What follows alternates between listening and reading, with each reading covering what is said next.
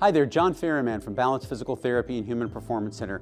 This message is targeting today all clinical directors, anybody who's in a position of management, maybe even an HR director, etc.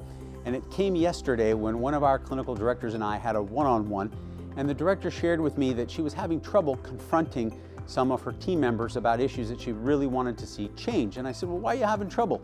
Well, I feel like I'm attacking them. I feel like I'm being mean. And I said, well, okay, what's your intent? Well, my intent is to get the behavior to change. And I said, okay, well, is your intent to get them better? Is your intent to elevate them? Is your intent to help them see what they can't? Because sometimes we're completely oblivious to how our behavior is affecting others. That's true for me too. And I love objective feedback from my peers and my colleagues and even our team members about how my behavior is coming off. And there's a way to deliver a message like that, and there are many, many ways not to deliver a message like that. So today, and on the whiteboard behind me, I'd like to share what I went over with our clinical director yesterday. Care personally, challenge directly. And because I'm a dad and I'm a father, I think of my kids when I think of something like this. I'm always trying to get my kids to behave better, okay, and whatever that means to you. So when you think of someone in your company, you love on them a little bit.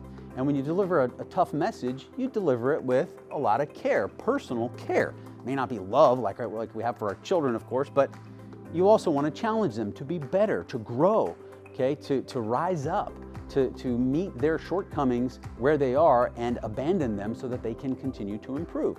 Well, how do you do that? So I have an X and a Y axis here, caring personally and challenging directly. And what does that look like? It's kind of like a Punnett square. And if you just care, but you don't challenge, you're just killing them with empathy. You're being so nice and just so kind and so gentle that the needle's never going to move for these people because you're killing them with kindness. And sometimes that's really not what they need. They actually need to be challenged. Okay, caring for them is good, but without challenge, it's just it's empathetic BS. It doesn't get anything done, okay?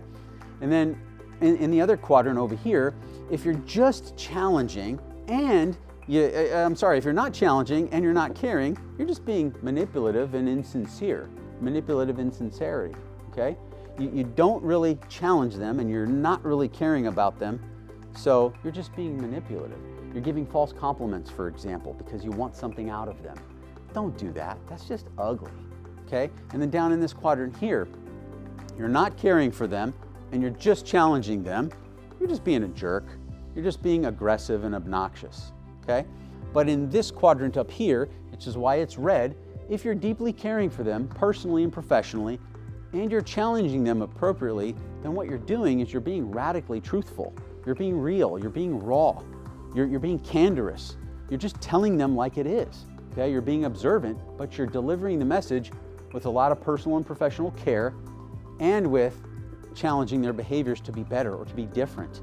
So write down, take a picture, take notes, care personally and professionally, of course, and challenge directly. And when you do both at the same time, it's really easy to hit people head on and be very direct because your intent is to care for them. Your intent is to help them grow, and you have to do it by challenging them. Their thoughts, sometimes it's their feelings, which you can't really trust, and sometimes it's their mood, sometimes it's how they show up. Regardless, if you do both well and you stay in this quadrant, you'll move the needle faster and further than you ever thought possible.